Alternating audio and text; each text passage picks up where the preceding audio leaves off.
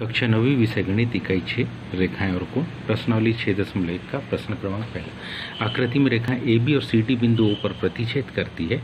यदि कोण एओसी धन बीओई एओसी धन कोण बीओई की माप का योग 70 है तो और कोण बीओडी बराबर 40 तो बीओई और प्रतिवर्ती कोण सीओई को ज्ञात करना है।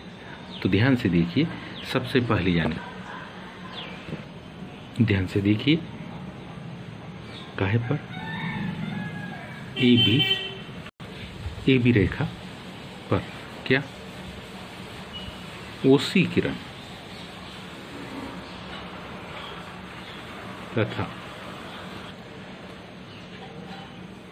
ओई कैसी है, खड़ी है। इसका मतलब है कोण एओसी धन कोण सीओई धन कोण बीओई। अगर हम इन सबको क्या कर दे, जोड़ दे तो मान कितना आएगा 180 अंश। कौन से नियम से? रेखी युग्म अभिग्रही से। अब हमारे पास कुछ जानकारी दी है, जैसे क्या दिया है, हमें दिया है कि कोण एओसी धन कोण बीओई इन दोनों की माप कितनी है 70 अंश। मतलब इन दो की जगह पर हम 70 लिख सकते हैं। तो अगली स्टेप हमारी होगी क्या, 70 अंश धन कोण सीओई बराबरी से 180।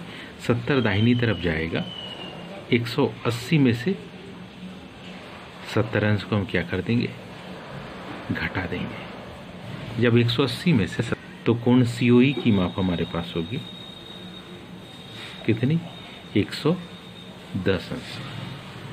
कोण, क्योंकि हम जानते हैं कोण सीओई धन कौन सा, प्रतिवर्ती कोण सीओई।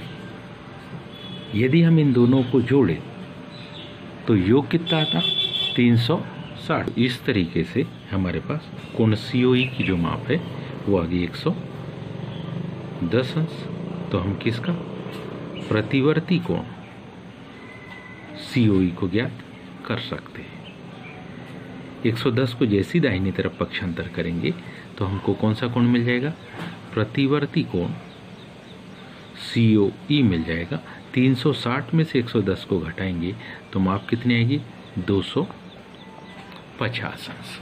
माप कितनी आएगी, 250 अंश। अब हमको ज्ञात करना है कोण बीओई को ज्ञात करना है। बीओई को कैसे ज्ञात करें, ध्यान से देखें तो हमारे पास क्या, सीडी रेखा, क्योंकि कौन सी, सीडी रेखा पर क्या ओई और ओबी, ओई व ओबी कैसी है, खड़ी है। इसका मतलब इनके कोणों का जो योग होगा, कौन कौन सा, कोण सीओई धन कोण बीओई धन कोण क्या बीओडी बराबरी से 180 अंश। कौन से नियम से, रेखी युग्म अभिग्रही से। हम में से सब क्या जानते हैं, हम में से सब जानते हैं कि अभी अपन ने कोण सीओई की माप निकाली, क्योंकि कोण कौन सा, सीओई की माप को अभी अपन ने ज्ञात किया, कितना है 110 अंश। तथा दूसरी जानकारी कोण बीओडी बराबरी से कितना, 40 अंश, ये हमको दिया है। इन दोनों मापों को जैसे ही रखेंगे तो सीओई की जगह 110 अंश रख दिया, धन कोण बीओई बीओडी की जगह 40 अंश रख दिया, बराबरी से 180 अंश। तो इस तरीके से जब ये इन दोनों का योग होगा तो 150 अंश बनेगा और 150 अंश 180 में से घट जाएगा।